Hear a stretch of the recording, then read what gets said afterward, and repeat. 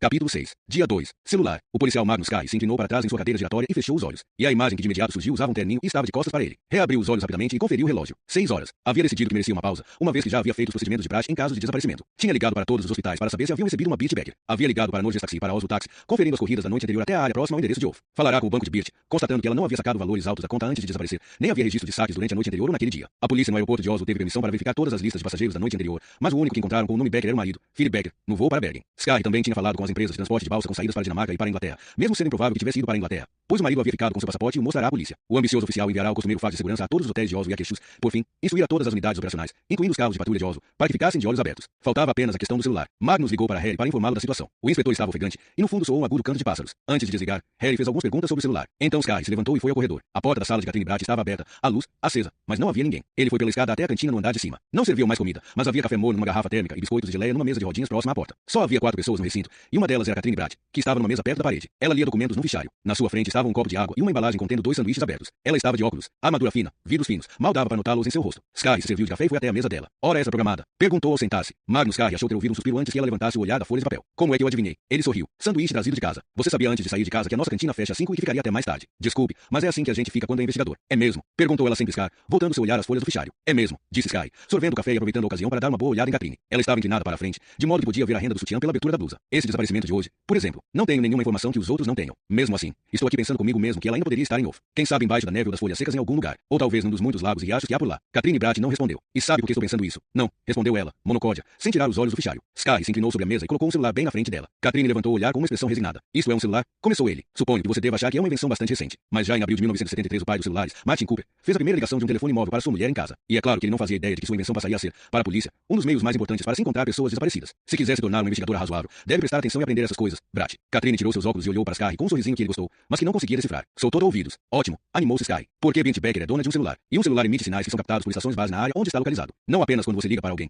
mas simplesmente pelo aparelho estar ligado. É por isso que os norte-americanos o batizaram de telefone celular para começo de conversa. Porque ele tem a cobertura de estações base em pequenas áreas, em outras palavras, em células. Eu verifiquei com a Telenor e a estação base de Wolf continua recebendo sinais do telefone de Bit. Mas vasculhamos a casa inteira e não há nenhum telefone lá. E dificilmente ela o perdeu perto de casa. Seria muita coincidência. Portanto, Sky levantou as mãos como um mágico depois de executar um truque. Depois desse café, vou contatar a central de operações e enviar um grupo de busca. Boa sorte, disse Catherine, estendendo o celular e virando a folha. Isso é um dos antigos casos de Ho, não é? Perguntou Sky. Isso mesmo. Ele pensou que houvesse um serial killer. Eu sei. É mesmo. Então talvez saiba também que ele estava errado. E que não foi a primeira vez. Ho tem uma obsessão mórbida por serial killers. Ele pensa que isso aqui é os Estados Unidos. Mas ainda não encontrou seu serial killer neste país. Houve diversos serial killers na Suécia. Thomas Quick, John Azonius, Tori Edin, Magnus Sky Hill. Você fez seu dever de casa. Mas, se quiser aprender uma coisa ou outra sobre investigação de verdade, sugiro que a gente vá tomar uma cerveja. Obrigada. Não sou. E talvez comer alguma coisa. Sua embalagem de sanduíche não era muito grande. Finalmente, Sky conseguiu captar o olhar dela e retê-lo. Tinha um brilho esquisito, como se bem no fundo houvesse uma chama latente. Nunca tinha visto um brilho como aquele. E pensou ter sido responsável por isso. Ele havia acendido a chama e durante a conversa tinha alcançado o mesmo patamar de Bratt. Pode encarar isso comum? Começou a dizer e fez de conta que estava procurando a palavra certa. Treinamento. Ela sorriu. Um sorriso largo. Sky sentiu o pulso acelerar. Estava com calor e pensou que já podia sentir o corpo dela contra o seu. Um joelho com meia de seda sobre seus dedos. O som crepitante ao deslizar a mão mais para cima. O que está querendo? Sky? Dar uma conferida na nova lingerie da unidade. Seu sorriso ficou ainda mais largo. E o brilho no olhar parecia ainda mais intenso. Transar com ela o quanto antes. Como fazem os meninos quando cospem no maior pedaço do bolo de aniversário para que possam comê-lo em paz sem dividi-lo com os outros. Magnus Sky suspeitou estar boquiaberto. Vou te dar algumas dicas bem intencionadas. Sky. Fique longe das mulheres no trabalho. Não gaste seu tempo na cantina tomando café se acredita que tem uma pista quente. E não tente me convencer de que você pode solicitar a central de operações. Você liga para o inspetor Howe, então é ele quem decide se deve mandar uma equipe de busca. E em seguida é ele quem vai ligar para a central de emergência, onde existem pessoas de prontidão, não apenas o nosso grupo de busca. Catherine amassou o papel engordurado do lanche e o jogou na lixeira atrás de Sky. Ele não precisou se virar para saber que ela havia acertado. Catherine fechou o fichário e se levantou, mas Sky já havia conseguido se recompor um pouco. Não sei o que está imaginando, Bratt. Você é uma mulher casada rejeitada que talvez não tenha o suficiente em casa. Por isso, espera que um cara como eu se dê ao trabalho de... Se dê ao trabalho de... Ele não achou as palavras. Merda. Ele não estava achando as palavras. Só estou me oferecendo para ensinar uma coisa ou outra a você. Sua vadia. Algo aconteceu no rosto dela, como uma cortina se abrindo para que ele olhasse direto para as chamas. Por um momento, teve certeza de que ela ia lhe dar um tapa, mas nada aconteceu. E, quando ela retomou a palavra, ele entendeu que tudo havia acontecido apenas no seu olhar, que ela não havia movido um dedo e que sua voz estava totalmente equilibrada. Peço desculpas caso tenha interpretado mal, disse ela, embora sua expressão indicasse que ela acreditava que isso era muitíssimo improvável. A propósito, Martin Cooper não fez a primeira ligação de celular para a mulher dele, mas sim para seu concorrente, Joel Engel, do Bell Laboratories. Você acha que foi para ensinar-lhe algumas coisinhas, Sky, ou para se gabar? Sky observou ir embora, viu a saia apertando as nádegas enquanto Catherine rebolava em direção à porta da cantina. Merda, a mulher era maluca. Ele sentiu vontade de se levantar e jogar algo nela, mas sabia que não ia acertar. Além do mais, era melhor não se mexer. Temia que sua ereção ainda estivesse visível. Harry sentiu os pulmões pressionando as costelas. A respiração havia começado a se acalmar, mas não o coração, que estava disparado feito uma lebre dentro do peito. As roupas de ginástica estavam pesadas de suor quando parou na beira da floresta, próximo ao restaurante de Ekeber. O restaurante de arquitetura funcionalista construído no período entre guerras e que outrora havia sido orgulho de Oslo se erguia sobre a cidade na face íngreme da serra a leste. Mas os fregueses tinham parado de encarar o longo trajeto do centro até a floresta, e o lugar se tornou pouco lucrativo. Deteriorou-se até se tornar uma choupana com paredes descascando, atraindo dançarinos fora de moda, beberrões de meia idade e almas solitárias à procura de outras almas solitárias. Por fim fechou. Harry sempre gostou de pegar o carro e ir até ali, acima da camada amarela de poluição vinda dos escapamentos, e correr pela rede de trilhas no terreno íngreme. Um desafio que fazia o ácido lático queimar na musculatura. Gostava de fazer fazer uma parada ali, na beleza do restaurante naufragado, sentar-se no terraço molhado pela chuva e coberto de plantas e olhar por sobre a cidade que outrora fora dele, mas que agora não passava de uma massa falida, os bens todos transferidos, uma ex-namorada que transferira seu afeto para outro lugar. A cidade ficava lá embaixo numa depressão cercada de colinas por todos os lados e uma única saída pelo fiord. Geólogos diziam que Oslo era a cratera de um vulcão morto. E, em noites como esta, Harry às vezes imaginava que as luzes da cidade eram perfurações na crosta terrestre por onde a lava incandescente transluzia. Olhando para a pista de esqui de Holmenkollen, que parecia uma vírgula branca iluminada no morro do outro lado da cidade, ele tentou localizar onde seria a casa de Raquel. Pensou na carta e no telefonema que tinha acabado de receber de Sky, sobre os sinais do celular desaparecido de Bit. O coração já desacelerava, bombeando sangue e enviando sinais tranquilos e regulares para o cérebro, dizendo que ainda havia vida. Como um telefone celular enviando sinais para a estação base. Coração, pensou Harry. Sinal, a carta. Era um pensamento doentio. Por que então já não descartara? Porque já estava calculando quanto tempo levaria para correr até o carro. Ir até o procurar saber quem era mais doentio. Raquel estava parada diante da janela da cozinha olhando a propriedade. Os pinheiros que já bloqueavam sua vista para os vizinhos. Numa reunião dos moradores da área, ela sugeriu que cortassem algumas árvores para deixar entrar mais luz. Porém a falta de entusiasmo não declarado foi tão óbvia que sequer pediu para o tópico ser votado. Os pinheiros impediam que as pessoas olhassem para dentro. E era assim que os moradores gostavam que fossem Holmenkollen. A neve ainda estava pelo chão, onde carros BMW e Volvo gentilmente subiam os morros sinuosos a caminho de casa, com suas portas de garagens automáticas e o jantar posto, feito por esposas saradas que faziam uma pausa na carreira e contavam com uma ajudinha das babás. Mesmo através dos pisos sólidos da casa de madeira que havia herdado do seu pai, Raquel podia ouvir a música do quarto de Ollie no andar de cima. Led Zeppelin e The Who. Quando Raquel tinha 12 anos, teria sido impensável ouvir música da geração de seus pais. Mas ele havia ganhado esses CDs de Harry e os escutava com um amor genuíno. Pensou no quanto Harry havia emagrecido, em como encolhera, feito as lembranças que tinha dele. Era quase assustador como era possível que uma pessoa com quem estivemos tão intimamente ligados pudesse desvanecer e sumir. Ou talvez fosse por isso mesmo. Depois de estar tão próximo a alguém, o contrário parecia irreal, como um sonho que esquecemos logo porque ele aconteceu somente em nossa cabeça. Talvez por isso tenha sido um choque revê-lo. Abraçá-lo, sentir seu cheiro, ouvir sua voz sem ser pelo telefone, mas de uma boca com aqueles lábios estranhamente macios naquele rosto impassível e cada vez mais vincado. Olhar para aqueles olhos azuis cuja intensidade do brilho varia de acordo com o discurso, exatamente como antes. Mas Raquel estava satisfeita por aquilo estar terminado, pois já ter colocado aquele assunto em seu passado. Por esse homem agora ser uma pessoa com quem ela não dividiria seu futuro, uma pessoa que não traria sua realidade suja para dentro de suas vidas. Raquel estava melhor agora, muito melhor. Ela olhou para o relógio em seu pulso. Matias estaria ali a qualquer momento, porque, ao contrário de Harry, ele costumava ser pontual. Matias aparecerá de repente, em um jardim, numa festa organizada pela Associação de Moradores de Holmenkollen. Ele sequer morava no bairro, mas tinha sido convidado por amigos,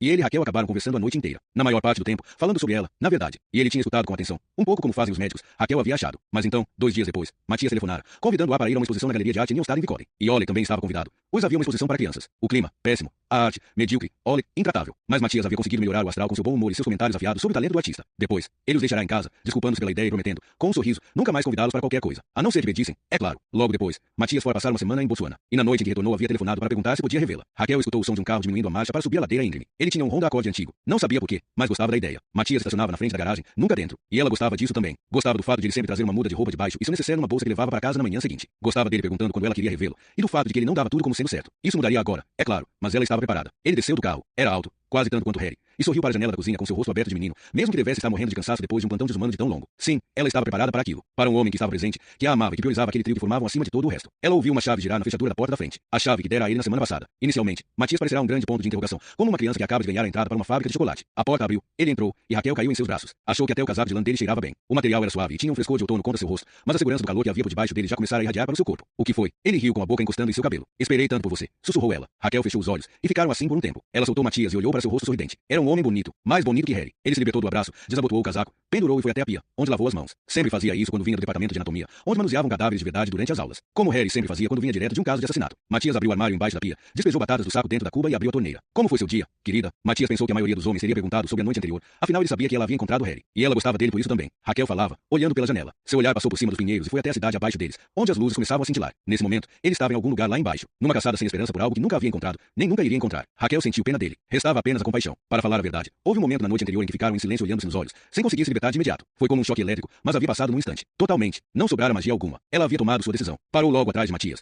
pôs seus braços em torno dele e encostou a cabeça em suas costas largas. Ela podia sentir os músculos e os tendões trabalhando por baixo da camisa, enquanto ele descascava e colocava batatas na panela. Acho que vamos precisar de mais algumas, disse ele. Ela captou um movimento na porta da cozinha e se virou. Oleg estava olhando para eles. Você pode pegar mais algumas batatas no porão? Perguntou para Oleg, e os olhos dele ficaram sombrios. Matias se virou. Oleg continuou calado. Eu posso ir, disse Matias, pegando o balde vazio que estava debaixo da pia. Não, interrompeu Oleg e deu 2 passos para a frente. Eu vou. Ele pegou o balde de Matias, deu meia volta e saiu. O que foi isso? Perguntou Matias. Ele só tem um pouco de medo do escuro, suspirou Raquel. Entendi. Mas por que ele foi mesmo assim? Porque Harry disse que ele deveria. Deveria o quê? Raquel balançou a cabeça. Fazer as coisas de que tem medo e de que não gostaria de ter. Quando Harry estava aqui, ele costumava mandar Oleg para o porão o tempo todo. Matias franziu a testa. Raquel mostrou um sorriso triste. Harry não é exatamente um psicólogo infantil. E Oleg não me escutava se Harry já tivesse dito o que pensava. Por outro lado, não há monstros lá embaixo. Matias virou um botão do fogão e disse em voz baixa. Como pode ter tanta certeza disso? Matias. Raquel riu. Você teve medo do escuro? Quem está dizendo teve? Disse Matias com um sorriso brincalhão. Sim, ela gostava dele. Assim era melhor. Uma vida melhor. Gostava dele. Sim, ela gostava dele. Harry parou o carro em frente frente à casa de Becker. Permaneceu no carro, observando a luz amarela que vinha das janelas esparramando-se pelo jardim. O boneco de neve havia derretido até virar um duende, mas sua sombra ainda se estendia até as árvores e além da cerca de ferro. Desceu do carro. O rende do portão de ferro o fez se encolher. Ele sabia que devia tocar a campainha primeiro. Um jardim era propriedade tão particular quanto uma casa, mas não estava com paciência nem vontade de discutir com o professor Becker. O gramado molhado parecia elástico. Harry se agachou. A luz refletia no boneco de neve como se este fosse feito de vidro fosco. O degelo durante o dia fizera com que pequenos cristais se ligassem, formando cristais maiores, mas agora, com a temperatura novamente baixa, o vapor havia condensado e congelado, formando outros cristais. O resultado era que a neve, tão pura, branca e leve pela manhã, agora estava cinzenta, compacta e granulada. Harry ergueu a mão direita, fechou o punho e atacou. A cabeça esmagada do boneco de neve rolou dos ombros para o gramado marrom. Harry deu outro soco, dessa vez de cima para baixo e no meio do pescoço. Os dedos formaram uma garra ao perfurar a neve e encontraram o que procuravam. Ele retirou a mão e segurou o triunfante objeto diante do boneco de neve, como Bruce lhe costumava mostrar ao oponente o coração que havia acabado de arrancar de seu peito. Era um celular Nokia, vermelho e prateado. Ainda estava ligado, mas o sentimento de triunfo logo se dissipou. Por ele saber que aquilo não significava nenhuma descoberta importante para a investigação,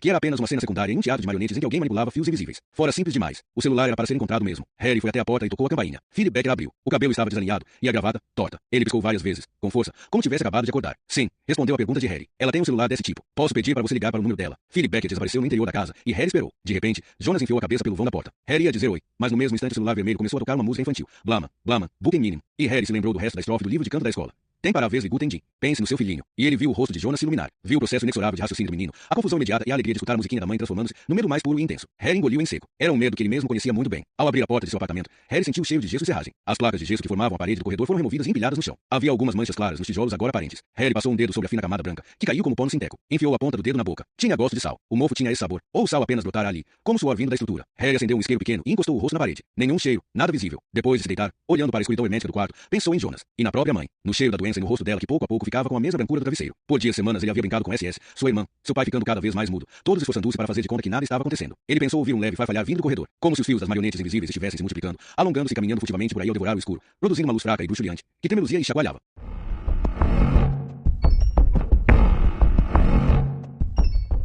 Capítulo 7. Dia 3. Estatísticas ocultas. A fraca luz da manhã se infiltrou pelas persianas da sala do delegado Hagin, cobrindo os rostos dos dois homens de cinza. O delegado estava escutando Harry com uma ruga pensativa entre as fartas sobrancelhas pretas que se uniam num mesmo ponto. Na imensa mesa havia um pequeno suporte expondo o osso branco de um dedinho, que de acordo com a inscrição pertencia ao comandante de batalhão japonês Yoshida Yasuda. Durante seus anos na escola superior de guerra, Hagin havia lecionado sobre esse dedo mindinho, que Yasuda, em desespero, havia cortado na frente de seus homens durante a retirada de Burma em 1944. Fazia apenas um ano desde que Hagin fora trazido de volta a seu empregador, a polícia, para chefiar a divisão de homicídios. Como muita água passará por baixo da ponte desde aqueles tempos, escutou com razoável paciência seu inspetor veterano expor sobre o tema pessoas desaparecidas.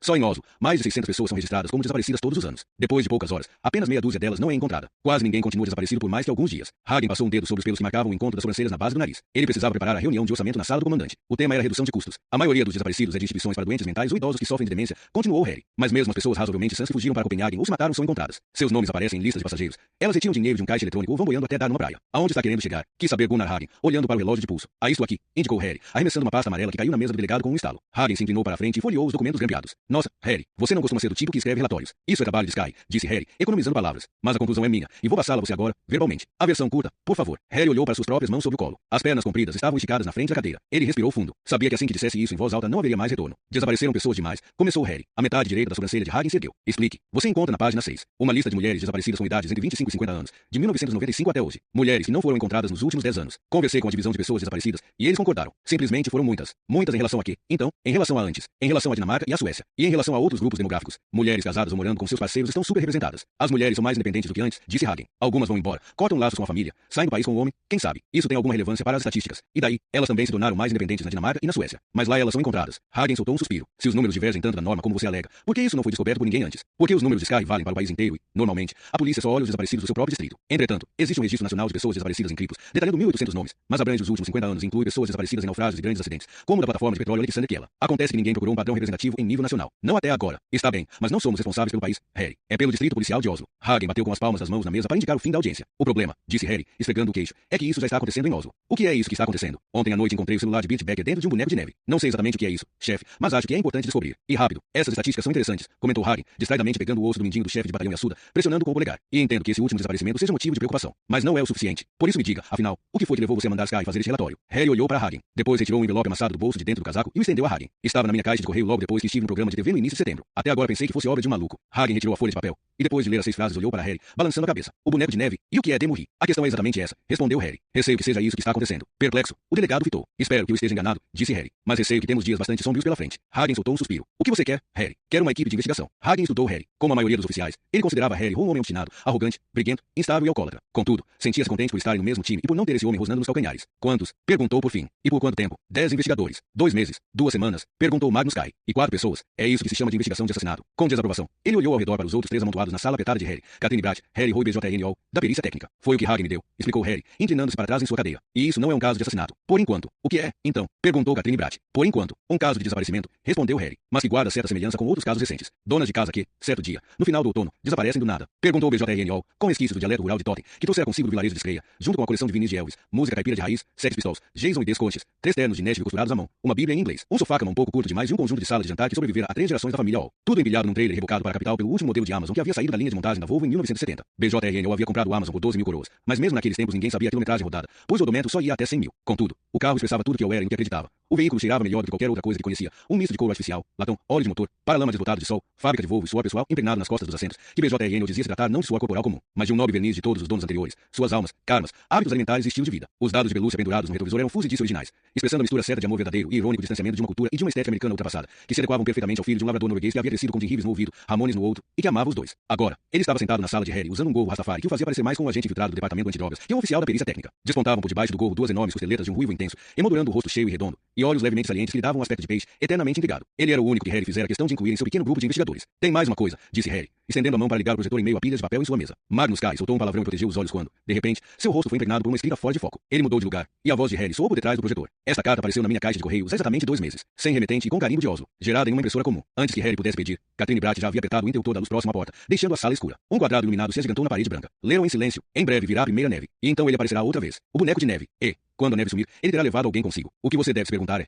quem fez o boneco de neve? Quem faz bonecos de neve? Quem deu à luz Demurri? Por que o boneco de neve não sabe? Poético, murmurou BJRNO. O que vem a ser Demurri? Perguntou Sky. O zumbido monótono da ventoinha do projetor foi a resposta. A parte mais interessante é quem é o boneco de neve, apontou Catherine Bratt. Obviamente alguém que precisa ter a cabeça examinada, acrescentou BJRNO. O riso solitário de Sky foi cortado. Demurri é o apelido de uma pessoa que já está morta, disse Harry, sua voz vinda da escuridão. O Murri é um aborígene de Queensland, na Austrália. Enquanto esse Murri estava vivo, assassinava mulheres em toda a Austrália. Ninguém sabe quantas ao certo. O nome verdadeiro dele era Robin Toovomba. A ventoinha continuava seu zunido. O serial killer, disse BJRNO. Aquele que você matou. Harry fez que sim com a cabeça. Isso quer dizer que você acha que estamos enfrentando outro agora. Com esta carta, não podemos descartar a possibilidade. Alto lá. Segurem a onda. Sky levantou as mãos. Quantas vezes você gritou que tinha visto um serial killer desde que virou uma celebridade graças àquele caso dos australianos? Harry. 3, respondeu Harry. Pelo menos. E ainda não vimos um serial killer na Noruega. Sky olhou Bratt de relance, como que para ter certeza de que ela estava acompanhando. Foi por causa daquele curso sobre serial killers no FBI? Foi isso que fez você os ver em todo lugar? Talvez, respondeu Harry. Então, me deixe recordá-lo de que, além daquele enfermeiro que dava injeções nos velhinhos, que já estavam à beira da morte de qualquer maneira, não tivemos um único serial killer na Noruega. Nunca. Esses caras só existem nos Estados Unidos, mesmo por lá. Normalmente são nos filmes. Engano seu. Interveio Catherine Bratt. Os outros se viraram para ela. Ela conteve um bocejo. Suécia, França, Bélgica, Alemanha, Inglaterra, Itália, Holanda, Dinamarca, Rússia e Finlândia. E estamos apenas falando de casos resolvidos. Ninguém está sequer mencionando as estatísticas ocultas. Harry não podia ver o rubor no rosto de Sky no escuro.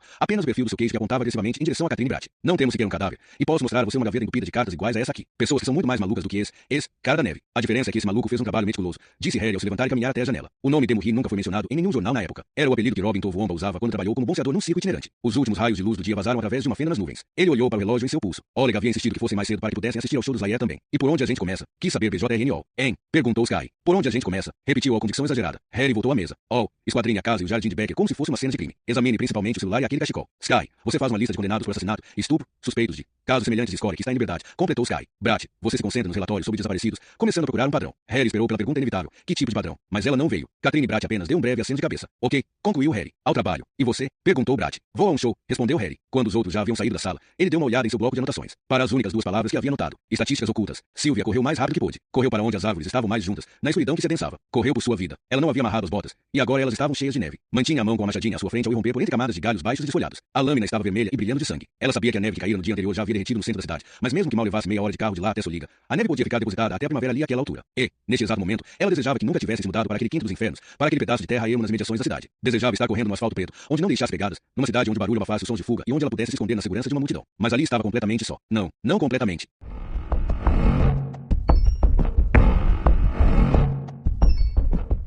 Capítulo 8. Dia 3. Pescoço de cisne. Silvia correu para dentro da floresta. A noite estava chegando. Normalmente, ela odiava as noites de novembro, pois escurecia muito cedo. Mas hoje pensou que ela não chegaria depressa o suficiente. Procurava a escuridão na parte mais densa da floresta, a escuridão que apagaria suas pegadas na neve e a esconderia. Ela conhecia bem o caminho ali. Podia se orientar para que não voltasse para a fazenda, direto para os braços daquilo. O problema era que a neve havia mudado a paisagem da noite para o dia, cobrindo as trilhas, as formações rochosas familiares, nivelando todos os contornos. E o crepúsculo, tudo era distorcido e desfigurado pela escuridão e pelo próprio pânico. Ela parou para escutar. Sua respiração ofegante, pesada e desagradável rasgava o silêncio, soando como se ela estivesse rasgando papel toalha para embrulhar o lanche das meninas. Conseguiu se controlar. Tudo que ouvia era o sangue latejando nos ouvidos e o gorgolejar baixinho de um riacho. O riacho. Costumavam seguir o riacho quando catavam frutinhas, montando armadilhas ou procurando galinhas que, no fundo, sabiam ter sido pegas por uma raposa. O riacho levava para a estrada de cascalho, onde mais cedo ou mais tarde haveria de passar um carro. Ela não ouvia mais outros passos, nenhum galho batindo, nenhum som de neve sendo pisada. Será que havia conseguido escapar? Encolhida, ela se movia depressa em direção ao som dos gorgolejos. O riacho parecia fluir no meio de um lençol branco, sob uma depressão no chão da floresta. Silvia entrou direto nele. A água chegava até o meio dos tornozelos e não demorou em penetrar as botas. O frio era tanto que paralisou a musculatura. Então começou a correr de novo, na mesma direção da água. Lançava grandes borrifos ao levantar bem as pernas em passos largos. Sem pegadas, pensou triunfante, e as batidas do coração desaceleraram, apesar de estar correndo. Devia ser resultado das horas gastas na esteira da academia no ano anterior. Ela havia perdido 6 quilos e estava convencida de que seu corpo encontrava-se mais em forma do que o da maioria das pessoas de 35 anos. Pelo menos era o que ele, Ingrid, dizia, a quem ela havia conhecido no ano passado no chamado seminário de inspiração, onde ela havia se inspirado até demais. Meu Deus, se ao menos pudesse voltar atrás no tempo. 8 anos. Quantas coisas teria feito diferente? Não teria se casado com Rose. E teria abortado. Sim, claro. Era um pensamento impossível agora que as gêmeas haviam nascido. Mas antes de nascerem, antes que tivesse visto Emma e Olga, teria sido possível. E ela não estaria nessa prisão que havia construído para si com tanto zelo. Ela afastou galhos que pendiam sobre o riacho e, de canto de olho, viu alguma coisa, um bicho, reagir com um movimento assustado e desaparecer nas trevas cinzentas da floresta. Silvia pensou que devia tomar cuidado na hora de girar os braços para não enfiar a machadinha na própria perna. Haviam-se passado alguns minutos, mas parecia uma eternidade desde que estiveram no celeiro abatendo as galinhas. Ela havia cortado a cabeça de duas e se preparava para cortar a terceira, quando ouviu o rende da porta atrás de si. Ela se assustou, claro. Estava sozinha em casa e não tinha ouvido passos ou carros no jardim da frente. A primeira coisa que havia notado fora aquele instrumento esquisito, um laço de metal preso a um cabo, parecido com as armadilhas que usavam para caçar raposas. E, quando a pessoa que segurava o instrumento começou a falar, lentamente compreendeu que ela era presa, que era ela quem iria morrer. Silvia fora avisada do motivo, e havia escutado a lógica doentia, porém cristalina, enquanto o sangue começava a correr mais devagar em suas veias, como se já estivesse começando a coagular. Depois, lhe foi explicado o procedimento, detalhadamente, e o laço de metal havia começado a encandecer, primeiro vermelho, depois branco. Foi quando ela, em pânico, havia lançado o braço, sentindo a recém-afiada lâmina da machadinha cortar o tecido logo abaixo do braço erguido do outro, vendo a jaqueta e o pullover se abrirem como se ela estivesse abrindo seus zíperes, vendo o aço traçar um risco vermelho na pele desnuda. Quando o outro cambaleou para trás, caindo no chão de tábuas escorregadias com o sangue das galinhas, ela correu até a porta no fundo do celeiro, aquela que levava para a floresta, para a escuridão. A dormência já havia se espalhado para cima dos joelhos, e suas roupas estavam ensopadas até o umbigo, mas ela sabia que logo chegaria à estrada de cascalho, e de lá seria uma corrida de não mais do que 15 minutos, até a fazenda mais próxima. O riacho fez uma curva, o pé esquerdo esbarrou em alguma coisa despontando por cima da água. Houve um estalo, como se alguém houvesse agarrado seu pé, e, no instante seguinte, Silvia Otessen foi lançada para a frente. Caiu de barriga, engoliu água com gosto de terra e folhas podres, depois conseguiu ficar de joelhos. Assim que entendeu que ainda estava sozinha e passado o pânico inicial, descobriu que o pé estava preso. Ela tateou com a mão embaixo d'água, esperando encontrar raízes entrelaçadas em torno da perna, mas em vez disso os dedos sentiam algo liso e duro. Metal. Uma argola de metal. Silvia tentou descobrir em que havia esbarrado. E lá, na neve à beira do riacho, ela viu o que era. Tinha olhos, penas e uma crista vermelha pálida. Ela sentiu o pânico invadi-la de novo. Era a cabeça decepada de uma galinha. Não uma daquelas que ela havia acabado de cortar, mas uma das que Rolf usava. Como isca. Após escreverem para as autoridades municipais informando que raposas haviam pegado 16 galinhas no ano anterior, tiveram permissão para colocar um número limitado de armadilhas para raposas, chamadas pescoço de cisne, num certo raio de distância a partir da fazenda e longe das trilhas por onde as pessoas passavam. O melhor lugar para esconder as armadilhas era embaixo d'água, com a isca logo acima. Quando a raposa tirava a isca, a armadilha se fechava, quebrando o pescoço do animal, que morria instantaneamente. Pelo menos em teoria. Ela sentiu com a mão. Quando haviam comprado as armadilhas no depósito de caça em Damen, disseram que as molas eram tão fortes que as argolas podiam quebrar a perna de uma pessoa adulta, mas ela não sentiu nenhuma dor na perna gelada. Seus dedos encontraram um cabo de aço fino preso ao pescoço de cisne. Ela não conseguiria abrir a armadilha sem a alavanca que estava na caixa de ferramentas em casa. E, além do mais, eles costumavam amarrar o pescoço de cisne a uma árvore com cabo de aço, para que uma raposa agonizando, ou outro bicho, não pudesse fugir com um equipamento tão caro. Sua mão seguiu o cabo pela água até a borda. Ali estava a placa de metal com seus nomes, como mandava a lei. Ela se retesou. Havia escutado um galho se partir ao longe. Sentiu o coração voltar a bater enquanto esquadrinhava a densa escuridão. Seus dedos dormentes seguiram o cabo em meio à neve enquanto ela rastejava para cima pelo barranco do riacho. O cabo estava amarrado em volta de uma bétula jovem, porém sólida. Ela procurou e encontrou o nó sob a neve. O metal havia congelado numa dura massa inflexível. Ela precisava abri-lo. Precisava sair dali. Outro galho se partiu. Agora mais perto. Ela sentou-se encostada no tronco, no lado oposto de onde vinha o ruído. Tentou dizer a si mesma para não entrar em pânico, que o nó iria afrouxar após lhe dar alguns puxões, que sua perna estava intacta, que os ruídos que chegavam cada vez mais perto eram produzidos por um veado. Silvia tentou puxar uma ponta do nó e não sentiu a dor quando uma unha quebrou ao meio. Mas não adiantou. Ela se agachou e seus dentes trincaram com a mordida no aço. Merda. Ela ouviu passos leves e calmos na neve e prendeu a respiração. Os passos pararam em algum lugar do outro lado da árvore. Talvez fosse imaginação, mas ela pensou ouvir aquilo farejando, inalando o cheiro. Ela ficou completamente imóvel. Depois, aquilo retomou os movimentos. O ruído ficou mais fraco. Afastando-se, ela respirou fundo, trêmula. Agora precisava se soltar. As roupas estavam ensopadas, e com certeza ela morreria congelada durante a noite se ninguém a encontrasse. No mesmo instante se lembrou. A machadinha. Silvia havia esquecido a machadinha. O cabo de aço era fino. Era só colocá-lo sobre uma pedra e, com alguns golpes certeiros, ela estaria livre. A machadinha devia ter caído no riacho. Ela entrou na água sem fazer barulho, enfiou os dedos na água escura e vasculhou o fundo pedregoso. Nada. Desesperada, caiu de joelhos, percorrendo com o olhar a neve nos dois lados. Viu então a lâmina da machadinha despontar da água preta 2 metros adiante. E sabia, antes mesmo de sentir o puxão do cabo, antes de se deitar na água com a neve derretida gorgolejando por cima dela, tão gélida que pensou que seu coração fosse parar enquanto se esticava como um pedinte desesperado em direção à machadinha, que ainda faltava meio metro. Seus dedos agarraram o ar, a 50 centímetros do cabo. O choro veio, mas ela o reprimiu. Podia chorar depois. É isso que está procurando? Silvia não tinha visto ou ouvido nada, mas na sua frente estava uma figura agachada. Aquilo. Silvia rastejou para trás, mas a figura acompanhou-a com a machadinha estendida para ela. Pode pegar. Silvia se pôs pôs de joelhos e pegou a machadinha. O que você vai fazer com ela? Perguntou a voz. Silvia sentiu a ira brotar, a ira que sempre acompanha o medo, e o resultado foi violento. Ela se atirou para frente com a machadinha em riste, girando-a bem baixo com o braço estendido. Mas o cabo puxou para trás, a machadinha só cortou o escuro, e, em seguida, ela caiu de novo na água. A voz riu baixinho. Silvia se virou de lado. Vá embora. Esbravejou ela num gemido, cuspindo pedrinhas. Quero que você coma neve, disse a voz, ficando de pé e por um momento segurando a lateral do corpo onde a jaqueta havia sido cortada. O quê? Questionou Silvia. Quero que coma neve até mijar nas calças. A figura estava fora do raio de alcance do cabo de aço, inclinando a cabeça ao observá-la, até que sua barriga fique tão fria e cheia a ponto de não conseguir mais derretê-la, até ter gelo por dentro, até você se tornar quem é de verdade. Algo incapaz de sentir. O cérebro de Silvia registrava as palavras, mas não conseguia absorver o sentido delas. Nunca, gritou. Um som veio da figura, mesclando seus gorgolejos do riacho. Agora é a hora de gritar, Silvia querida. Por que ninguém vai ouvi-la de novo? Nunca mais. Silvia viu a figura erguer alguma coisa, que se iluminou. Uma argola formou o desenho de uma gota incandescente no escuro. A coisa sibilou e fumegou quando entrou em contato com a superfície da água. Você vai escolher comer neve. Acredite em mim. Silvia entendeu com uma certeza paralisante que seu instante final havia chegado. Só restava uma única possibilidade. O anoitecer chegará depressa nos últimos minutos, mas ela tentou encarar a figura entre as árvores enquanto sopesava a machadinha na mão. O sangue brincava nos seus dedos ao fluir novamente até eles, como se soubesse que aquela era a última chance. Ela e as gêmeas haviam treinado aquilo, na parede do celeiro, e toda vez que uma delas arrancava a machadinha do alvo pintado, a imagem de uma raposa, gritavam triunfantes. Você matou a besta, mamãe. Você matou a besta. Silvia pôs um pé um pouco à frente do outro. Um passo para dar impulso. O ideal para ter a combinação certa de força e precisão. Você é louco, sussurrou ela. Quanto a isso, disse a figura, e Silvia pensou ver um esboço de um sorriso. Não há a menor dúvida. A machadinha rodopiou no breu quase tangível de tão denso, produzindo um leve zumbido. Silvia estava em equilíbrio perfeito, com o braço direito apontando para a frente, e seguiu a arma letal com o olhar. Viu quando ela entrou em meio às árvores. Ouviu quando cortou um galho fino. Viu quando desapareceu na escuridão e ouviu o som abafado quando ela se enterrou na neve em algum lugar ao fundo. Ela pressionou as costas contra o tronco da árvore e lentamente se deixou cair até o chão. Sentiu o choro vir, mas dessa vez não tentou reprimi-lo, porque agora sabia. Não haveria um depois. Podemos começar, pediu a voz, suavemente.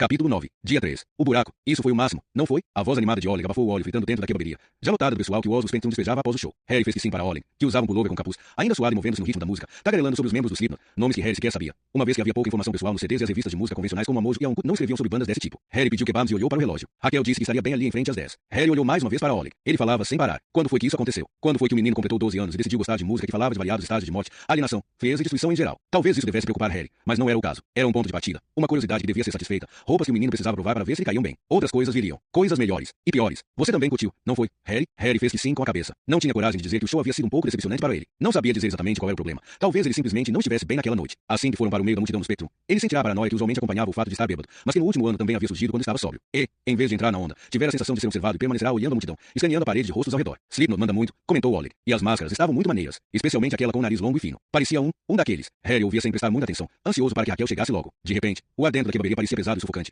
como se uma fina camada de gordura cobrisse a pele e a boca. Tentou não pensar na ideia seguinte, mas ela estava a caminho. Já havia dobrado a esquina. A ideia de tomar um drink. É uma máscara mortuária indiana. Completou uma voz de mulher atrás deles. E o show do Slayer foi melhor que o do Slipknot. Surpreso, Harry se virou. Slipknot é muito poser, não é? Continuou ela. Ideias recicladas e atitudes vazias. Ela estava usando um casaco apertado, de um preto brilhoso, que ia até os pés e estava abotoado até o pescoço. A única coisa visível por baixo dele era um par de botas pretas. O rosto estava pálido, e os olhos, maquiados. Jamais teria acreditado que você curtia esse tipo de música, disse Harry. Catherine Bratt esboçou um breve sorriso. Suponho que eu poderia dizer o contrário. Ela não deu nenhuma outra explicação e sinalizou ao atendente atrás do balcão, que queria uma água mineral. Slayer é uma merda, murmurou Ollie, quase inaudível. Catherine se virou para ele. Você deve ser Ollie. Sou, respondeu Ollie, emburrado, puxando as calças camufladas, parecendo ao mesmo tempo gostar e não gostar da atenção de uma mulher mais velha. Como é que tu sabe? Catherine sorriu. Como é que tu sabe? Você, que mora lá no alto de Omencore, não deveria dizer. Como você sabe? Harry está sendo uma má influência. O sangue subiu ao rosto de Ollie. Catherine riu baixinho e tocou de leve o ombro do garoto. Sinto muito, só estava curiosa. O rosto do menino passou para um vermelho tão profundo que o branco dos olhos brilhava. Eu também estou curioso, disse Harry, passando o kebab a Ollie. Imagino que tenha encontrado o padrão que lhe pedi, Bratt, visto que teve tempo de vir ao show. Harry a olhou de um jeito que dizia, não provoque o garoto. Encontrei algo, respondeu Catherine, destampando a garrafa de água mineral. Mas você está ocupado. Podemos tratar disso amanhã. Não estou tão ocupado, objetou Harry, já esquecido da camada de gordura, da sensação sufocante. É confidencial. E tem muita gente aqui, disse Catherine. Mas posso sussurrar algumas palavras-chave. Ela se inclinou para ele. Por cima do cheiro de gordura,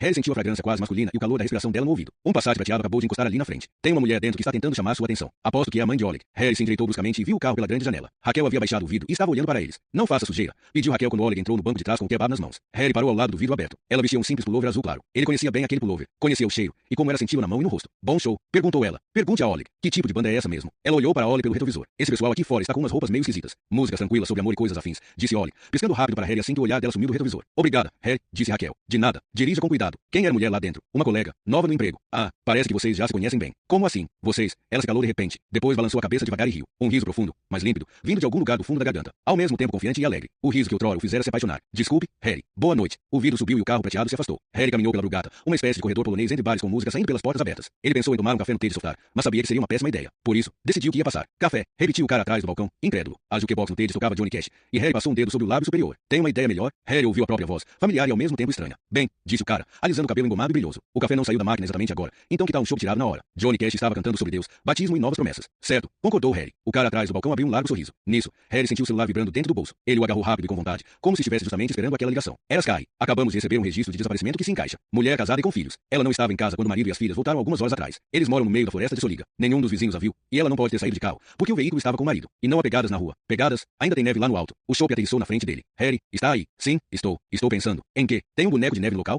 Boneco de neve. Como eu vou saber? Então vamos até lá para saber. Entra no carro e me pega em frente ao Shopping Gunerius na Sorgata. Não podemos fazer isso amanhã, Harry. Eu programei um lance para esta noite. E a mulher em Soliga está apenas desaparecida. Não é tão urgente assim. Harry olhou para a faixa de espuma que escorria como uma serpente pelo copo do chopp. Na verdade, disse Harry, é muito urgente. Espantado. O barman olhou para o chopp intocado, para a nota de 50 coroas sobre o balcão e para as costas largas saindo pela porta enquanto Johnny Cash entrava em fade out. Sylvia jamais teria simplesmente ido embora, disse Rolf Tessen. Rolf Tessen era magro. Ou, para ser mais exato, ele era esquelético. A camisa de flanela estava abotoada até em cima, de onde despontava um pescoço comprido e magro, que, somando-se à cabeça, fez Harry pensar numa ave pernalta. Das mangas da camisa saía um par de mãos finas, com longos dedos finos que se curvavam, flexionavam e giravam o tempo todo. As unhas na mão direita eram longas e pontudas, como garras. Os olhos eram anormalmente grandes, por detrás das lentes grossas em uma armação redonda de aço, do tipo popular entre os radicais nos anos 1970. Um pôster na parede cor de mostarda mostrava índios carregando uma anaconda. Harry reconheceu a capa do álbum de Johnny Mitchell, de uma era hippie da Idade da Pedra. Ao lado havia uma reprodução de um dos conhecidos autorretratos de Frida Kahlo. Mulher sofredora, pensou Harry. Uma imagem escolhida por uma mulher. O piso era de pinho não tratado, e a sala estava iluminada por uma mistura de antigas luminárias de parafina e outras em terracota, que pareciam ser caseiras. No canto, encostado à parede, havia um violão com cordas de nylon, que Harry supo ser a explicação para as unhas pontudas de Rolf Tessen. O que quer dizer com ela jamais teria ido embora? Perguntou Harry. Na mesa à sua frente, Rolf Tessen havia colocado uma foto da esposa junto às filhas gêmeas, Olga e Emma, de 8 anos. Sylvia Tessen tinha olhos grandes e sonolentos, como de quem tinha usado óculos a vida inteira e então começado a usar lentes de contato ou se submetido a uma cirurgia de correção a laser. As gêmeas tinham os olhos da mãe. Ela teria falado, disse Rolf Tessen. Teria deixado um bilhete. Deve ter acontecido alguma coisa. Apesar do desespero, a voz estava baixa e suave. Rolf Tessen tirou um lenço do bolso da calça e o levou ao rosto. O nariz parecia anormalmente grande em seu rosto magro e pálido. Ele assoou o nariz com um único sopro forte. Sky enfiou a cabeça pela porta. A patrulha canina chegou. Trouxeram um farejador de cadáveres. Pode começar então, autorizou Harry. Falou com todos os vizinhos. Falei. Nada ainda. Sky fechou a porta, e Harry notou que os olhos de Tessen estavam ainda maiores por detrás dos óculos. Farejador de cadáveres, sussurrou Tessen. É só uma expressão, disse Harry, fazendo uma nota mental de dar umas dicas a Sky sobre como se expressar. Então usam esse cão para procurar pessoas vivas também. Pelo tom usado, o marido parecia implorar. Sim, é claro, mentiu Harry, em vez de contar que os farejadores de cadáveres podiam indicar locais onde pessoas mortas estiveram, que não são usados para narcóticos, objetos perdidos ou pessoas vivas, que eram usados para os mortos. Ponto final. Então, a última vez que você a viu foi hoje às 4, disse Harry, olhando para suas anotações. Antes de você e suas filhas irem para a cidade. O que fizeram lá? Eu cuidei da loja enquanto as meninas estavam na aula de violino. Loja. Temos uma lojinha em Majostua que vende artesanato africano. Artes, móveis, toalhas de mesa, roupas, um pouco de tudo. As peças são importadas diretamente dos artesãos, que são pagos direitinho. Em geral, é Sylvia quem cuida da loja, mas nas quintas ficamos abertos até tarde. Então ela volta para casa com o carro e eu levo as meninas à cidade. Eu fico na loja enquanto elas têm aula na escola de música Barradu das 5 às 7. Depois fui buscá-las e viemos para casa. Chegamos um pouco depois das 7h30.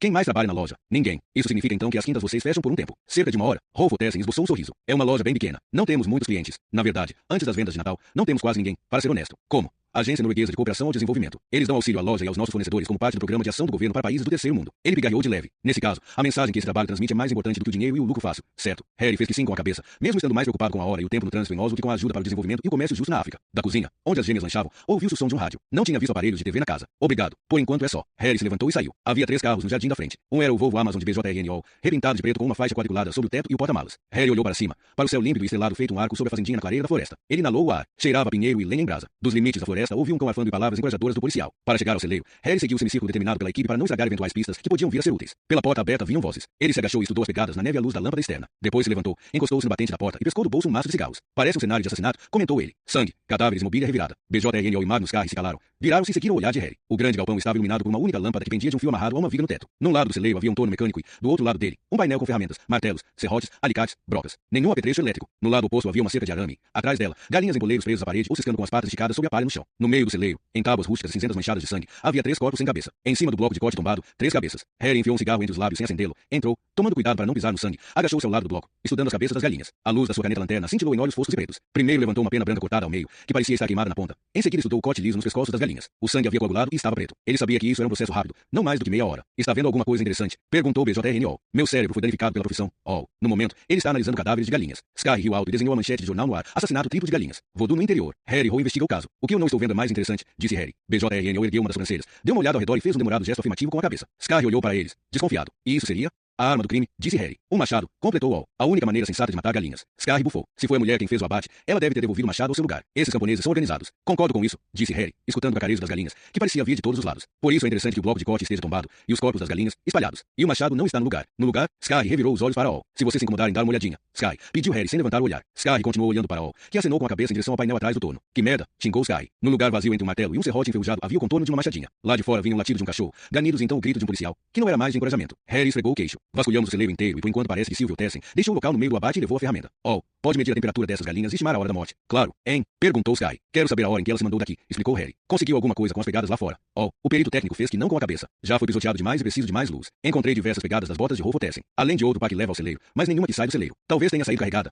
Assim as pegadas de quem a carregou seriam mais profundas. Pena que ninguém pisou no sangue. Harry examinou as paredes escuras, aonde a luz da lâmpada não chegava. Do pátio, ouviram ganidos de dar pena e o praguejar furioso do policial. Vai lá ver o que está acontecendo. Sky, pediu Harry. Sky saiu, e Harry ligou a lanterna e foi até a parede. Percorreu a mão sobre as tábuas sem pintura. O que é? Começou Wall, mas parou quando Harry deu um pontapé na parede com um som abafado. Surgiu o céu estrelado. Uma porta dos fundos, disse Harry, olhando para a floresta negra e a silhueta de pinheiros contra a cúpula de luz suja e amarelada da cidade à distância. Direcionou a lanterna para a neve. O feixe de luz encontrou as pegadas imediatamente. Duas pessoas, disse Harry. É o cão, explicou Sky ao voltar. Ele não quer. Não quer. Harry iluminou as pegadas. A neve refletiu a luz, mas o rastro desaparecia na escuridão sob as árvores. O policial não está entendendo nada. Diz que o cão parece petrificado. Está se recusando a entrar na floresta. Talvez esteja farejando raposas, disse Wall. Tem muitas raposas nessa floresta. Raposa? Sky bufou. Um cachorro daquele tamanho não pode ter medo de uma raposa. Talvez ele nunca tenha visto uma raposa na vida. Tentou justificar Harry, mas reconhece o cheiro de um predador. É racional ter medo daquilo que você não conhece. Quem não tem não sobrevive por muito tempo. Harry podia sentir seu coração acelerando. E ele sabia o porquê. A floresta. O tipo de terror que não era racional. O tipo que precisava ser superado. Este lugar deve ser considerado um local de crime até segunda ordem, anunciou Harry. Ao trabalho. Vou dar uma olhada para ver aonde essas pegadas levam. Ok. Harry engoliu em seco antes de sair pela porta dos fundos. Já fazia 25 anos. E ainda assim ficou arrepiado. Aconteceu quando estava passando as férias de outono na casa dos avós em Andalsnes. A pequena fazenda ficava na encosta da montanha,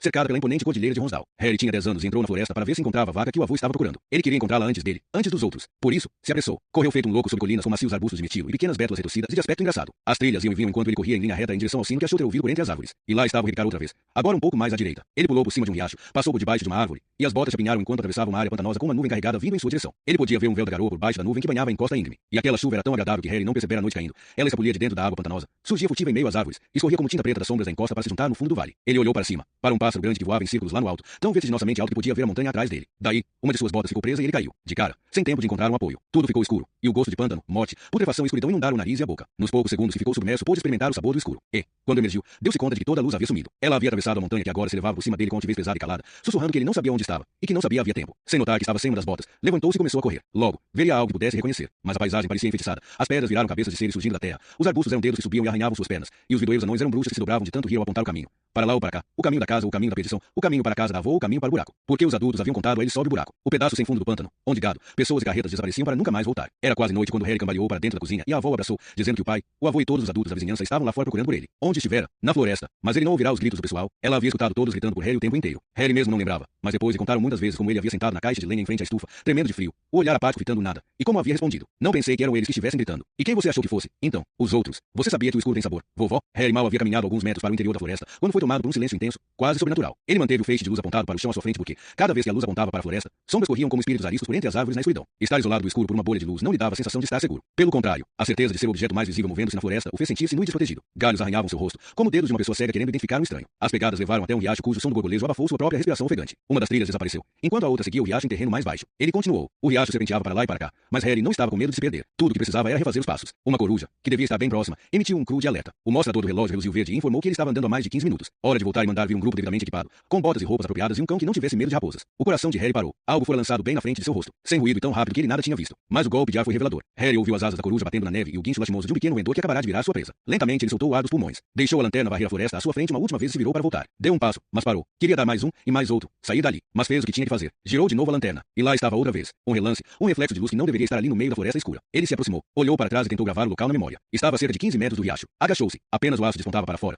mas ele não precisou tirar a neve para saber o que era. Um machado, uma machadinha. Se a lâmina alguma vez esteve suja de sangue do abate das galinhas, agora já não estava mais. Não havia nenhuma pegada em volta do machado. Harry usou a lanterna e viu um galho cortado na neve alguns metros adiante. Alguém devia ter jogado o machado nessa direção com muita força. Nesse instante, Harry sentiu de novo a sensação que tivera no Spectrum mais cedo naquela mesma noite. A sensação de estar sendo observado. Instintivamente apagou a lanterna e a escuridão recaiu sobre ele como um cobertor. Ele prendeu a respiração e escutou. Não, pensou. Não deixe isso acontecer. O mal não é uma coisa. O mal não se incorpora. É o oposto disso. É um vácuo, a ausência do bem. A única coisa a temer aqui é você mesmo. Mas ele não conseguiu se livrar daquela sensação. Alguém cravava o olhar nele. Algo. Os outros. O luar se infiltrou numa clareira perto do riacho e ele viu algo que podia ser o contorno de uma figura. Harry ligou a lanterna e apontou-a para a clareira. Era ela. Estava ereta e imóvel por entre as árvores, olhando para ele sem piscar, com os mesmos olhos grandes e sonolentos da foto. A primeira coisa que Harry pensou foi que Sylvia estava vestida como uma noiva, de branco, que estava perante o altar ali no meio do mato. A luz a fez brilhar. Harry respirou, trêmulo, e pescou o celular do bolso da jaqueta. BJRN o atendeu no segundo toque. Interdite toda a área, mandou Harry. Sua garganta estava seca, arranhando. Vou chamar a cavalaria. O que houve? Tem um boneco de neve aqui. E daí? Harry explicou. Não peguei a última parte, gritou Wall. A cobertura aqui está péssima. A cabeça, repetiu Harry. Pertence a Sylvia Otessen. O outro lado da linha emudeceu. Harry pediu para o seguir as pegadas e desligou. Então se agachou, encostado a uma árvore, desabotoou o casaco e apagou a lanterna para economizar a pilha enquanto esperava, pensando que ele quase havia esquecido como era aquele sabor, o sabor do escuro.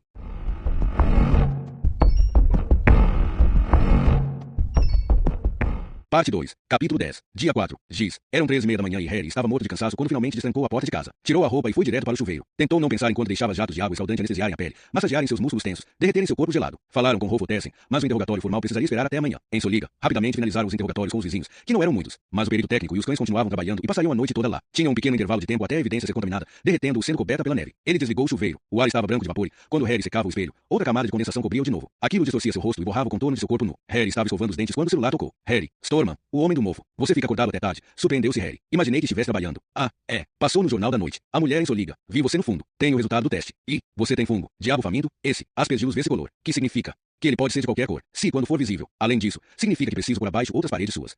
Harry tinha a vaga sensação de que deveria mostrar mais interesse, ficar mais preocupado ou pelo menos fazer mais perguntas. Mas não tinha paciência. Não no meio da noite. Fique à vontade. Harry desligou e fechou os olhos. Esperou pelos fantasmas, pelo inevitável, ao menos enquanto não tomasse o único remédio que conhecia contra eles. Talvez houvesse um novo encontro essa noite. Ele esperou que ela saísse da floresta, cambaleando em sua direção no imenso corpo branco e sem pernas. Uma bola de boliche disforme com cabeça, órbitas negras onde corvos bicavam os últimos restos dos seus globos oculares, os dentes expostos depois que as raposas serviram-se de seus lábios. Difícil de saber se ela viria. O inconsciente é imprevisível. Tão imprevisível que, quando Harry caiu no sono, sonhou que estava numa banheira com a cabeça embaixo d'água, ouvindo um profundo borbulhar e um riso de mulher. Algas cresciam na laca branca, esticando-se na direção dele como dedos verdes de uma mão branca que procurava a dele. A luz da manhã lançava retângulos sobre os jornais na mesa do delegado Gunnar Hagen. Iluminou o sorriso de Sylvia Otessen na primeira página e as manchetes. Assassinada e decapitada. Decapitada na floresta e a mais sucinta e provavelmente melhor. Decapitada. A cabeça de Harry doía desde o momento em que ele tinha acordado. Agora estava segurando-a com cuidado entre as mãos, pensando que devia ter bebido ontem à noite, que não teria deixado a dor pior. Queria fechar os olhos, mas Hagen olhava direto para ele. Harry notou que a boca de Hagen não parava de se abrir, de retorcer e se fechar. Em suma, formulava palavras que Harry assimilou numa frequência meio mal sintonizada. A conclusão, disse Hagen, e Harry sabia que estava na hora de prestar atenção, é que esse caso tem prioridade máxima a partir de agora. Isso quer dizer que seu grupo de investigação será imediatamente aumentado. Discordo, interrompeu Harry. Articular aquela única palavra lhe dava a sensação de que seu crânio ia explodir. Podemos requisitar pessoal sempre quando for necessário, mas por enquanto não quero mais pessoas nas reuniões. 4 é o bastante. Gunnar Hagen parecia confuso. Em casos de assassinato, mesmo nos mais simples, havia sempre pelo menos uma dúzia de investigadores. O fluxo de pensamento funciona melhor em grupos menores, emendou Harry. Pensamento?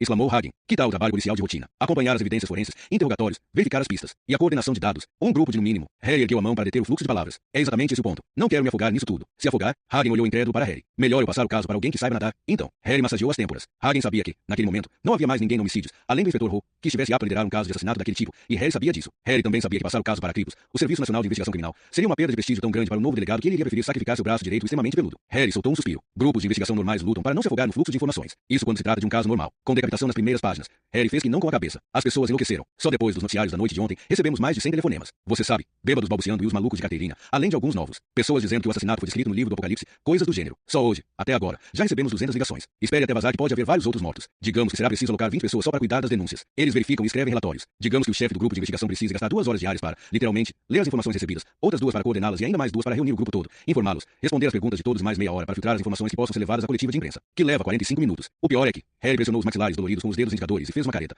Num caso de assassinato normal, seriam recursos bem aplicados, pois sempre vai haver alguém lá fora que saiba de algo, que viu ou ouviu alguma coisa. Pequenas informações que meticulosamente podemos juntar o que nos permitam, como num truque de mágica, resolver o caso todo. Exato, concordou Hagen. Por isso, o problema é que esse não é um caso desse tipo, continuou Harry. Não é esse tipo de assassino. Essa pessoa não se confidenciou com um amigo ou mostrou sua cara na vizinhança da cena do crime. Ninguém lá fora sabe qualquer coisa. As denúncias não vão ajudar. Vão apenas atrasar nosso trabalho. E quaisquer possíveis evidências forenses que tivermos foram deixadas lá para nos confundir. Resumindo, o jogo aqui é outro. Hagen estava inclinado para trás na cadeira, pressionando as pontas dos dedos umas nas outras, observando Harry pensativamente. Piscou como um lagarto sonolento antes de perguntar.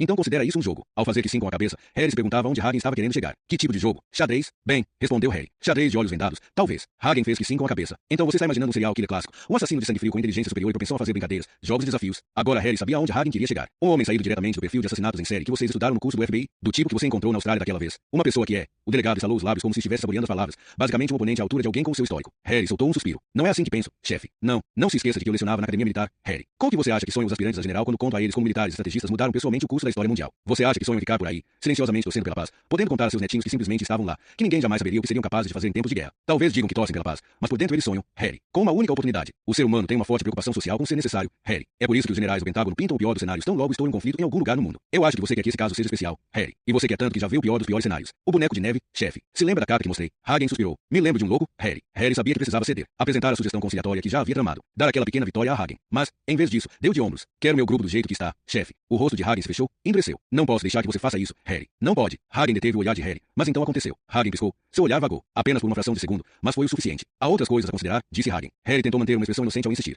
Que tipo de coisas, chefe? Hagen olhou para as próprias mãos. O que você acha? Oficiais superiores. Imprensa. Políticos. Se passados 3 meses ainda não tivemos o assassino, quem você acha que terá de responder as perguntas sobre as prioridades da delegacia? Quem é que vai explicar que colocamos 4 pessoas para cuidar do caso porque grupos pequenos são mais aptos para coordená-lo? Hagen cuspiu as palavras como se fossem camarões pontes. Fluxo de pensamento e partidas de xadrez. Você considerou isso, Harry? Não, respondeu Harry, cruzando os braços sobre o peito. Pensei em como pegaremos esse cara. E não como vou justificar o contrário. Harry sabia que era um argumento barato, mas as palavras acertaram em cheio. Hagen piscou 2 vezes. Abriu e fechou a boca e, de repente, Harry sentiu-se envergonhado, porque tinha sempre que provocar essas competições infantis, do tipo mijo à distância, que nada significavam, apenas pela satisfação de poder mostrar o dedo do meio a alguém, quem quer que fosse. Uma vez, Raquel havia dito que ele no fundo queria ter nascido com o dedo do meio extra, que ficasse em risco o tempo todo. Há um homem na tribo chamado Ispen Lepsvik, falou Harry. Ele é bom para liderar grandes investigações. Posso falar com ele, fazer montar um grupo que se reporte a mim. Os 2 grupos trabalhariam de forma paralela e independente. Você e o superintendente cuidariam das entrevistas coletivas à imprensa. O que acha, chefe? Harry não precisou esperar pela resposta. Ele viu a gratidão no olhar de Hagen e sabia que tinha vencido a competição de mijo. A primeira coisa que Harry fez assim que voltou à sua sala foi telefonar para a BJRNO. Hagen disse sim. Vai ser como eu falei. Reunião na minha sala daqui a meia hora. Você avisa Scar e Brat. Desligou. Pensou naquilo que Hagen dissera sobre militares beligerantes que queriam sua própria guerra. E abriu a gaveta para, em vão, caçar uma aspirina. Além das pegadas,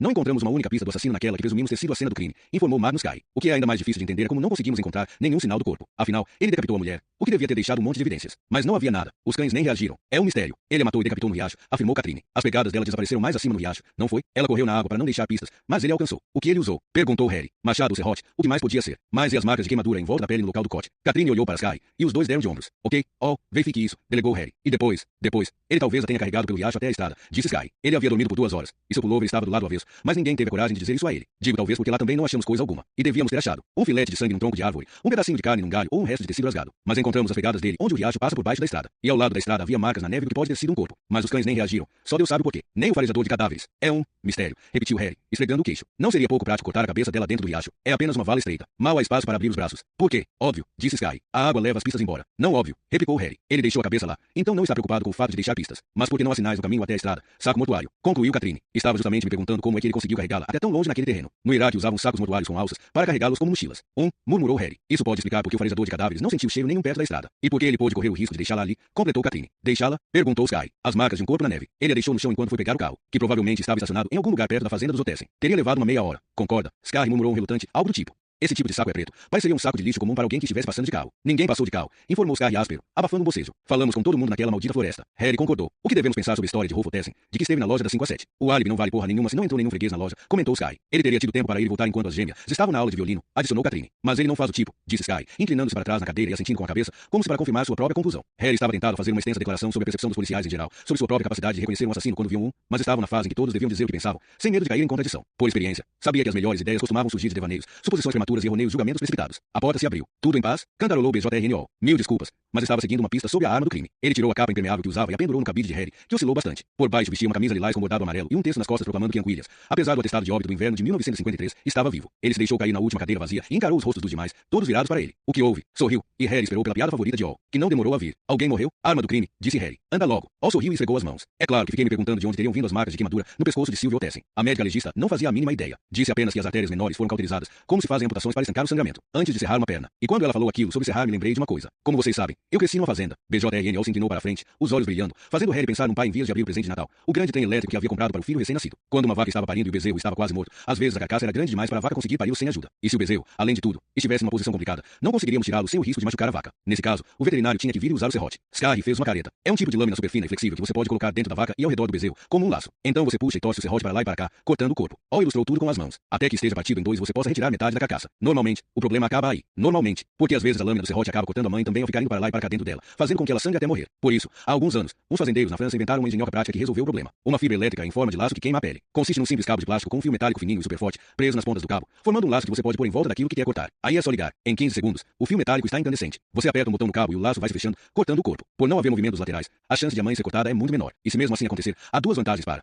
Você está tentando nos vender a ferramenta ou o quê? Perguntou Sky, sorrindo e olhando à procura da reação de Harry. Devido à alta temperatura, o fio metálico é totalmente estéril. Prosseguiu All. Não transmite bactérias, o sangue contaminado do cadáver. E o calor cauteriza as artérias menores, reduzindo o sangramento. Ok, falou Harry. Você tem certeza de que foi esse tipo de ferramenta que ele usou? Não, respondeu All. Eu podia fazer um teste se tivesse conseguido uma. Mas o veterinário com quem conversei disse que esse laço elétrico cortador ainda não foi aprovado pelo Ministério da Agricultura da Noruega. Ele olhou para Harry com pesar profundo e verdadeiro. Bem, disse Harry. Se não foi essa a arma do crime, pelo menos explicaria como ele pôde decapitar a cabeça dela com os pés ainda no riacho. O que vocês acham? A França, disse Catherine Bratt. Primeiro a guilhotina e agora é isso. Sky franziu a boca e fez um gesto negativo com a cabeça. Parece esquisito demais. De toda forma, onde foi que conseguiu essa engenhoca de laço? Visto que não foi aprovado, quero dizer, podemos começar procurando a partir daí, concluiu Harry. Você pode verificar isso, Sky. Eu disse que não acredito nessa história. Desculpe, não fui claro, disse Harry. Eu quis dizer, verifique isso, Sky. Algo mais? Oh, não. Devia ter muito sangue na cena do crime, mas o único sangue que encontramos foi o das galinhas abatidas no celeiro. E, falando em galinhas, a temperatura dos seus corpos e a temperatura do celeiro mostraram que foram abatidas por volta das 6:30. Difícil saber a hora exata, porque uma das galinhas estava mais quente que as outras duas. Vai ver, estava com febre. Sky riu. E o boneco de neve? Perguntou Harry. Não se acham impressões digitais num monte de cristais de neve que se transforma de hora em hora, mas devia ter sido possível encontrar restos de pele da mão, pois cristais de neve são cortantes, e fibras de luvas, caso tenham sido usadas. Mas não achamos nem uma coisa nem outra. Luvas de borracha, sugeriu Catherine. Além disso, na dica de nada, disse All. Ok, pelo menos temos uma cabeça. Já verificaram os dentes? Harry foi interrompido por All, que se endireitou e fez uma expressão de quem está ofendido. Atrás de algum vestígio, o cabelo, marcas de dedos no pescoço, outras coisas que os peritos não pensam em ver. Harry fez um gesto de desculpe e olhou para seu relógio. Sky, mesmo achando que Rolf Terce não faça o tipo, descubra onde ele estava e o que fazia no momento do desaparecimento de Beat Becker. Vou levar um papo com Philip Becker. Catherine, faça uma revisão de todos os casos de desaparecimento, incluindo esses dois, e procure semelhanças. Ok? Respondeu. Compare tudo. Continuou Harry. A hora do crime, a fase da lua, o que estava passando na televisão, a cor do cabelo das vítimas, se alguma pegou emprestado o mesmo livro na biblioteca, se foram ao mesmo seminário, a soma dos dígitos dos números telefônicos. Temos que descobrir como ele a seleciona. Espere um pouco. Interrompeu Sky. Nós já decidimos que há alguma conexão. Não devíamos estar abertos para todas as possibilidades. Você pode estar aberto para as possibilidades que desejar, disse Harry, levantando e assegurando-se de que as chaves do carro estavam no bolso. Contanto que faça o que seu chefe manda. O último a sair apaga a luz. Harry estava esperando o elevador quando ouviu alguém se aproximar. Os passos pararam bem atrás dele. Conversei com uma das gêmeas durante o intervalo na escola hoje de manhã. Ah, é? Harry se virou para Catherine Bratt. Perguntei o que fizeram anteontem. Anteontem? No dia em que Bint Becker desapareceu. Exato. Ela, a irmã e a mãe estiveram na cidade. Ela se lembrou disso porque foram ao museu de Conte e procuraram um brinquedo depois de terem ido ao médico. E dormiram na casa de uma tia enquanto a mãe visitava uma amiga. O pai estava cuidando da casa, sozinho. Ela estava tão perto que Harry podia sentir seu perfume. Não era parecido com nenhum perfume que ele conhecia de outras mulheres. Bem picante em nada doce.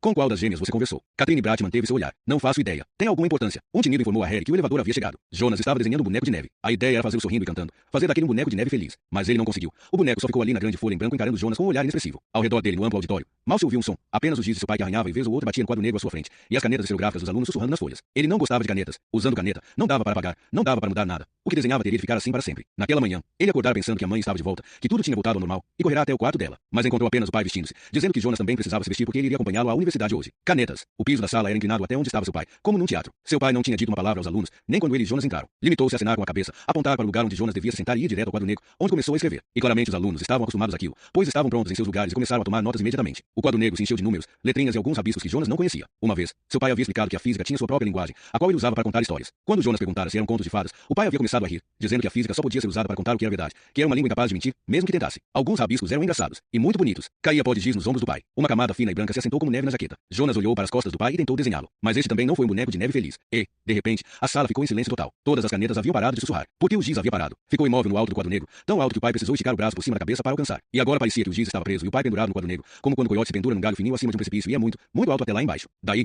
os ombros do pai começaram a chacoalhar, e Jonas pensou que ele estivesse tentando soltar o giz, fazendo andar de novo, mas sem conseguir. Um sussurro atravessou a sala, como se todos abrissem a boca para tomar no mesmo instante. Então seu pai conseguiu soltar o giz. Foi até a porta sem se virar e saiu. Ele foi pegar mais giz, pensou Jonas. Um zunido crescente de vozes surgiu em volta dele. Jonas captou duas palavras, mulher e desaparecida. Olhou para o quadro negro, que estava praticamente coberto pela escrita. Seu pai havia tentado escrever que ela estava morta, mas o giz só podia escrever coisas que eram verdade, por isso havia ficado preso. Jonas usou a borracha no seu boneco de neve. Ao seu redor, os alunos guardavam suas coisas, e os assentos se arrastaram quando eles se levantaram para ir embora. Uma sombra caiu sobre o boneco de neve desenhado sem sucesso na folha, e Jonas levantou o olhar. Era o policial, aquele grandão, de cara feia e olhos gentis. Quer vir comigo para ver se a gente encontra seu pai? Perguntou. Harry bateu com cuidado na porta da sala com a placa que dizia professor Philip Becker. Não houve resposta, e ele abriu. O homem atrás da mesa levantou a cabeça das mãos. Por acaso eu disse que podia entrar?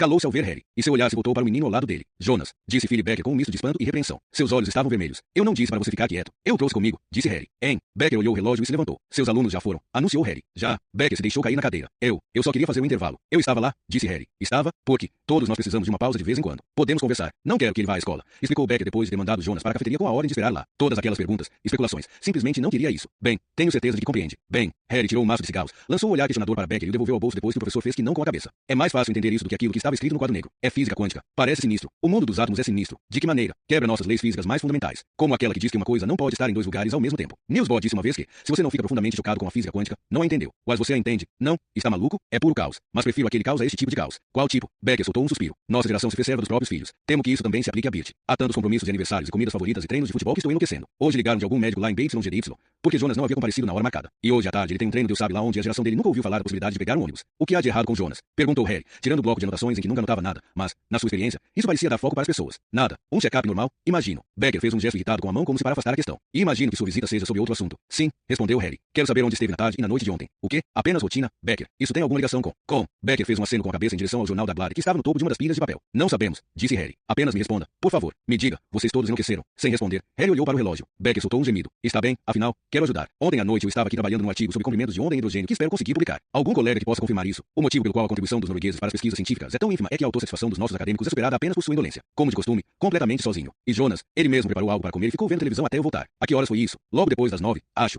Harry fez de conta que estava anotando. Já revistou as coisas de Beach? Sim. Encontrou algo. Philip Becker passou um dedo sobre o canto da boca e fez que não com a cabeça. Harry deteve o olhar dele, usando o silêncio como uma forma de motivá-lo a falar. Mas Becker havia se fechado. Obrigado por sua ajuda, disse Harry, colocando o bloco de anotações no bolso da jaqueta e levantando-se. Vou dizer a Jonas que pode entrar. Me dê um tempinho, por favor. Harry encontrou a cafeteria onde Jonas estava desenhando, a ponta da língua despontando no canto da boca. Ele se pôs ao lado do menino e olhou para a folha na qual, por enquanto, havia 2 círculos irregulares. Um boneco de neve. É, disse Jonas, levantando o olhar. Como conseguiu ver? Porque sua mãe ia levar você ao médico. Jonas. Não sei. Jonas desenhou uma cabeça no homem de neve. Como é o nome do médico? Não sei. Onde era? Eu não devo contar a ninguém. Nem para o meu pai. Jonas se inclinou sobre a folha e desenhou cabelos na cabeça do boneco de neve. Cabelo comprido. Eu sou um policial? Jonas. Estou tentando encontrar sua mãe. O lápis desenhava com cada vez mais força, o cabelo ficando cada vez mais escuro. Não sei como o lugar se chama. Você se lembra de alguma coisa lá por perto? As vacas do rei. As vacas do rei. Jonas fez que sim. A mulher que fica sentada atrás da janela se chama Bodil. Ganhei um pirulito porque deixei ela tirar sangue com uma daquelas agulhas. Está desenhando algo especial? Perguntou Harry. Não, respondeu Jonas, concentrando-se em desenhar os cílios. Philip Becker estava à janela, observando Harry cruzar o estacionamento. Perdido em pensamentos, batia a pequena agenda preta na palma da mão. Perguntava-se se o policial havia acreditado nele quando fingiu não saber que estava presente durante sua aula, ou quando disse que estivera trabalhando no artigo na noite anterior, ou que ele não havia encontrado nada nas coisas de Birch. A agenda preta estava na gaveta da mesa dela. Ela nem havia tentado escondê-la. E o que estava escrito ali? Ele quase precisou rir. Aquela mulher simplória tinha acreditado que podia enganá-lo.